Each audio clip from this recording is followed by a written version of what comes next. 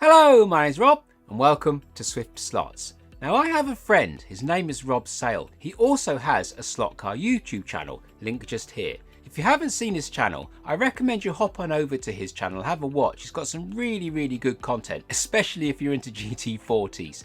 Anyway, Rob had seen my super mini chassis build and he came over for a play day a couple of days ago and he said to me while he was here, I would love to get my standard mini to run really well. Not as extreme as you're building, Rob. Extreme? I don't do extreme. Well, maybe I do just a bit.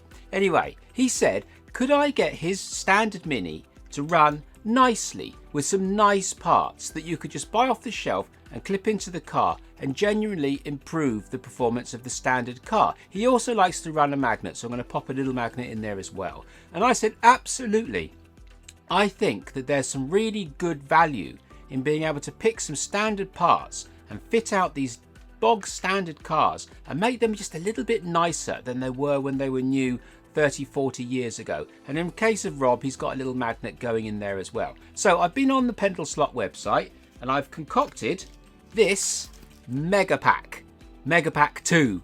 Also, I've vacuum formed him a set of interiors and glass set from my own personal range as well. So what I'm going to do is I'm going to put all these parts into this car. Now this isn't a difficult build. This is something that anybody can do. These parts are totally standard. They're available in America as well, although the part numbers will be different and so on. But the generic parts are the same.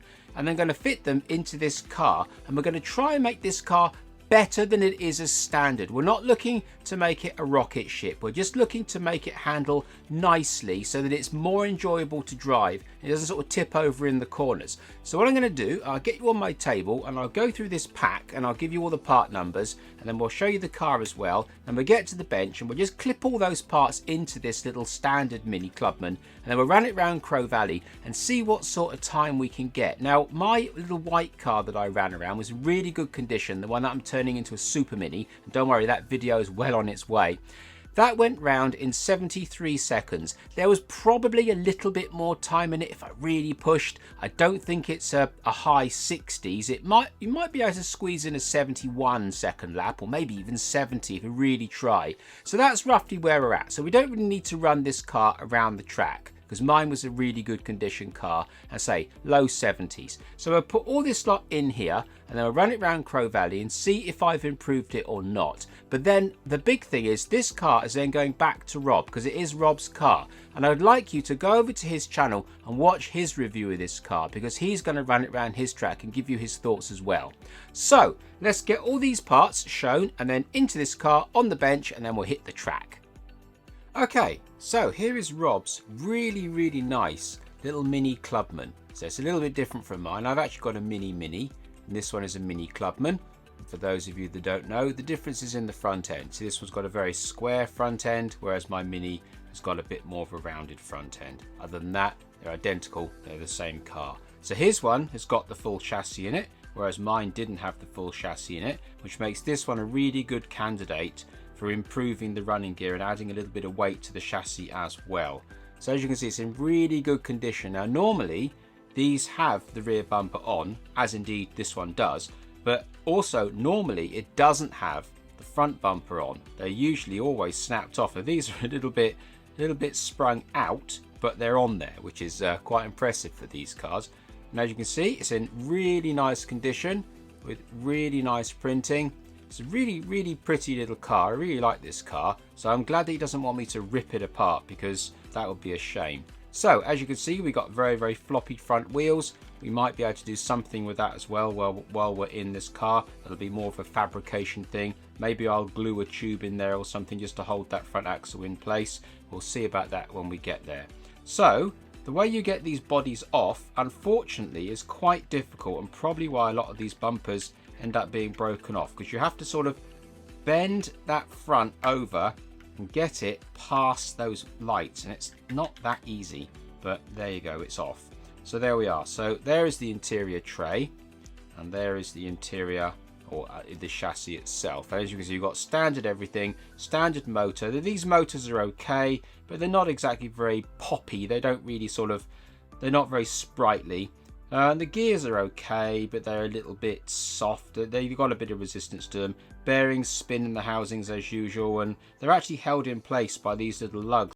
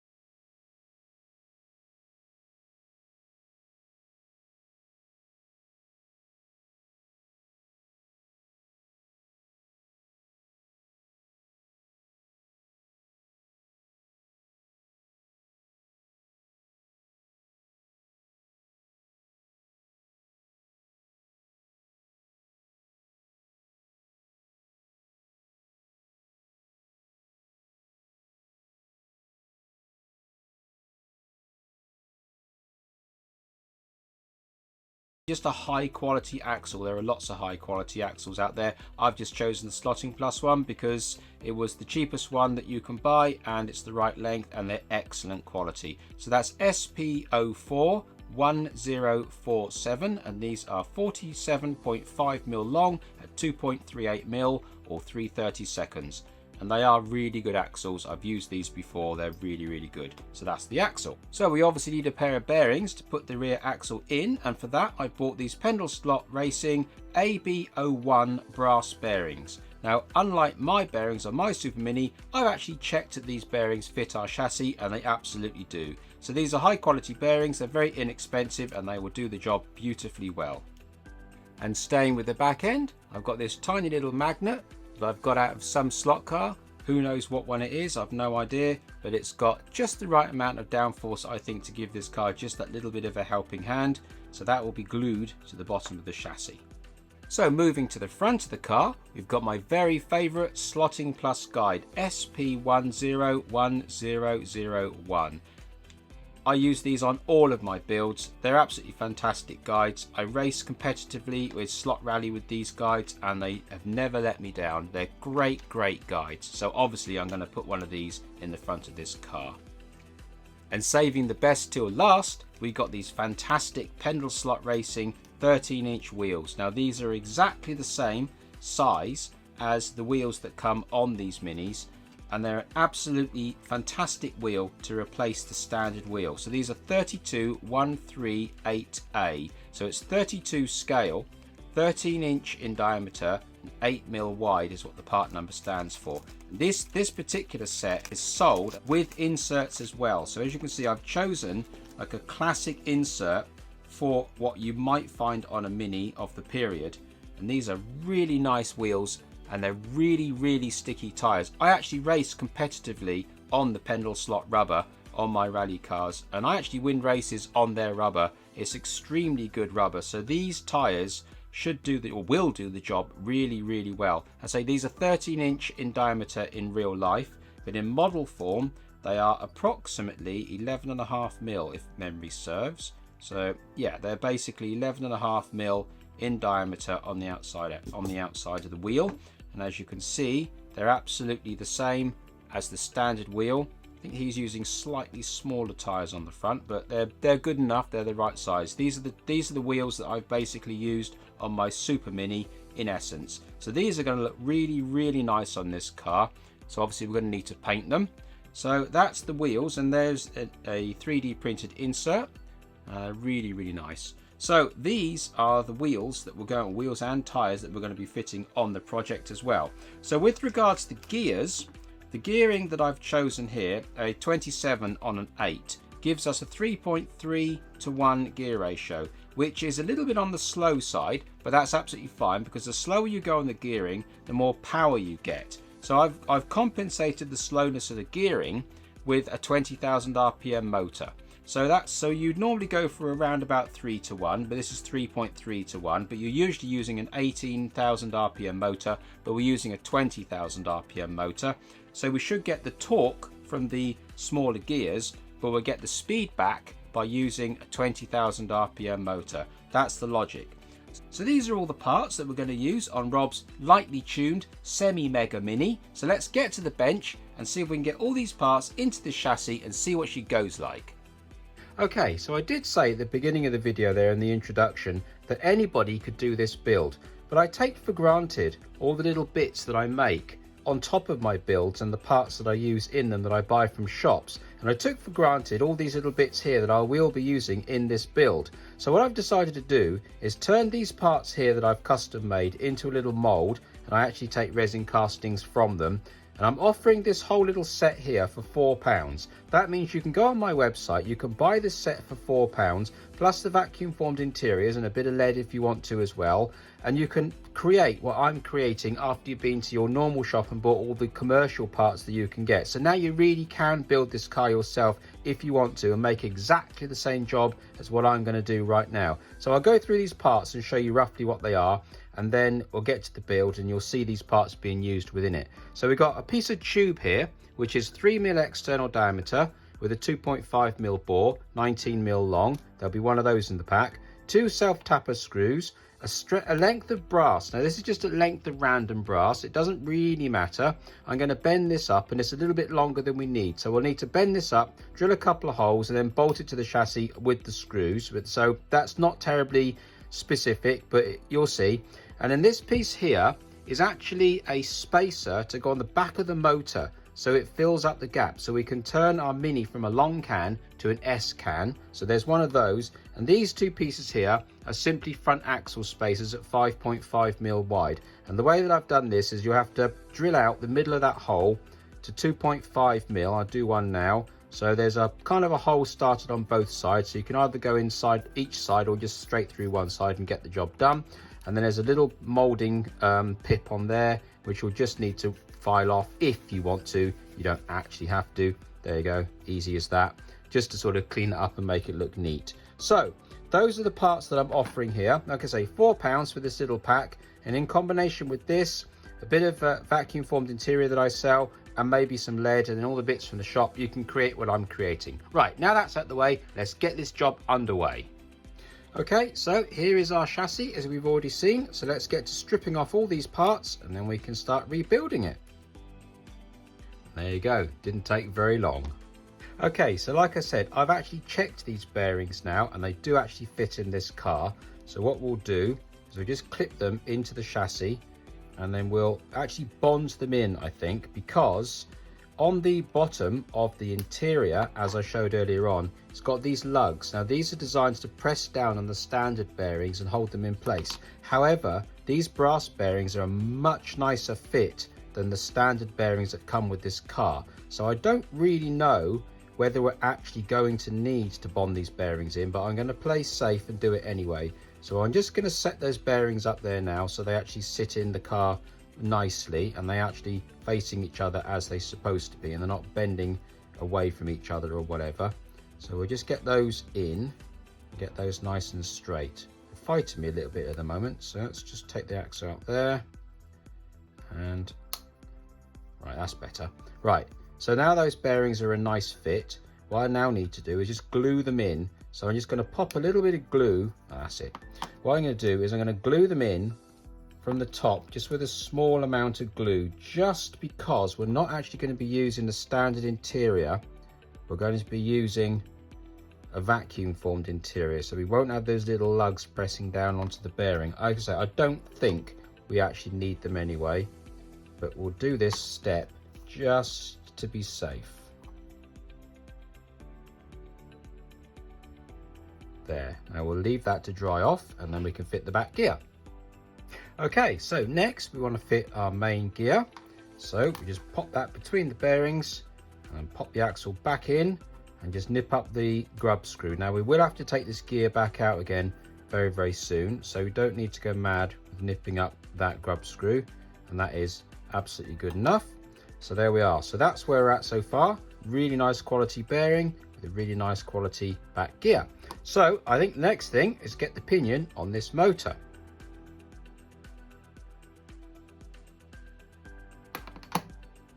And once you've got your pinion on the motor, you just need to test fit it to make sure the pinion is in the right place.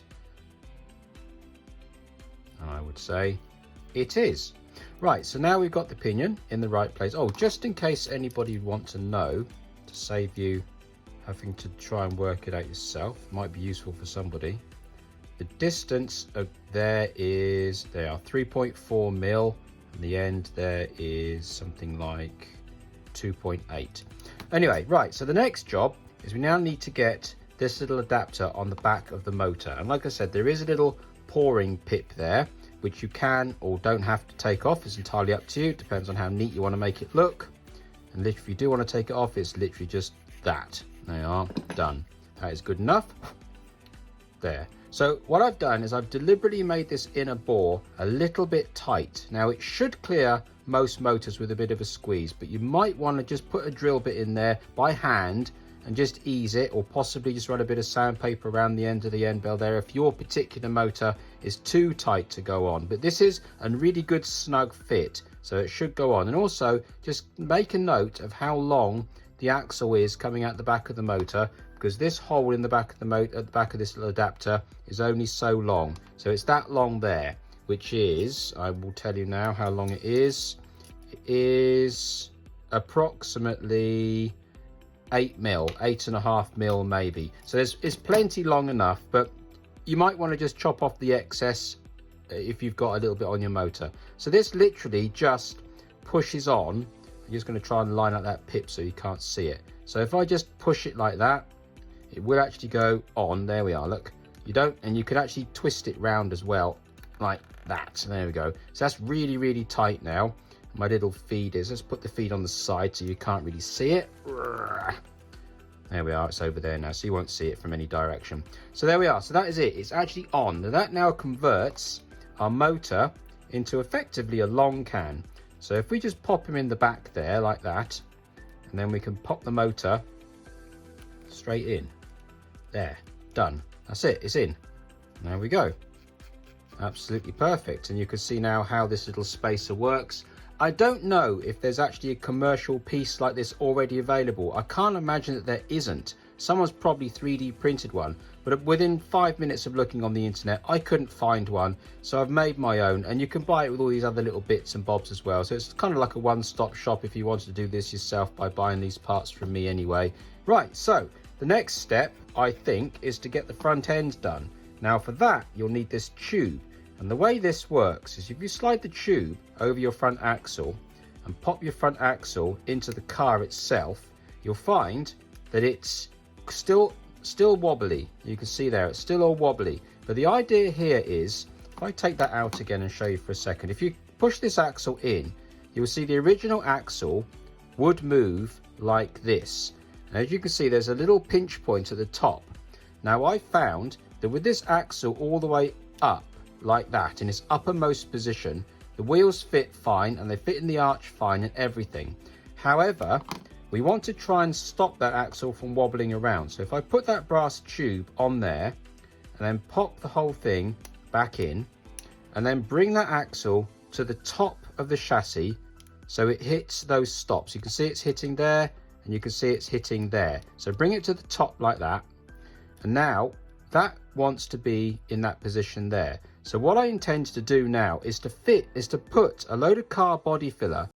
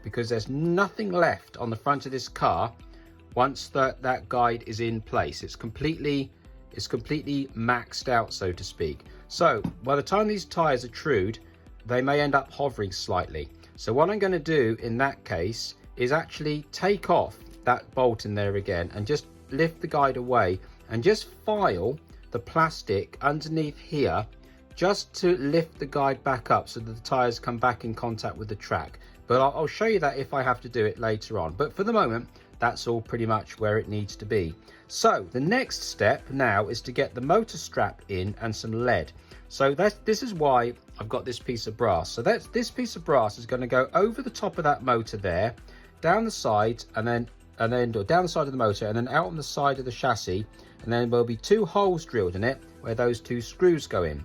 Now before I do that, I'm going to chop off these 4 lugs on the chassis, and I'm going to cut 2 pieces of lead that come down the chassis here up to about here, and then fold down into this little recess here to get some weight into the chassis. And once they're in place and ready to go, then I'll put this plate over the motor, bend it down, drill 2 holes, and then drill 2 holes in the chassis and the lead, and then use the self-tapping screws to tap into this brass from the bottom of the car through the chassis, through the lead, and into this brass. And that will add weight to the chassis, and it will also put a strap on this motor to hold it down. And the reason why I'm going to put a strap on the motor is we've got a 20,000 RPM motor here and some quite leery gearing as well, and we're only using the original clips that the original long cam motor had. Now I'm not sure, but it might want to pop out of that joint, I'm not sure. So this is a belt and braces extra bit of detail for this car. Again, so I'm not sure if it's going to need it, but I'm going to do it anyway because it make me feel much happier and knowing that this motor is not going to jump out. And that's why we're using an S-can motor, because the S-can motor uses those little folds in the side, and they're exactly the same as the original motor. If we had a long can motor in this car, it doesn't have those little recesses in the side, and it'd make fitting the motor much more difficult. So in terms of lead, the lead I'm going to use is 2mm lead, and I actually sell this lead as well. If you didn't know, I sell it in these sheets here, and the sheet size is approximately 70mm by about 145mm. These are very cheap. I sell them very, very cheaply, and again, they're available on my website. So let's get some lead cut.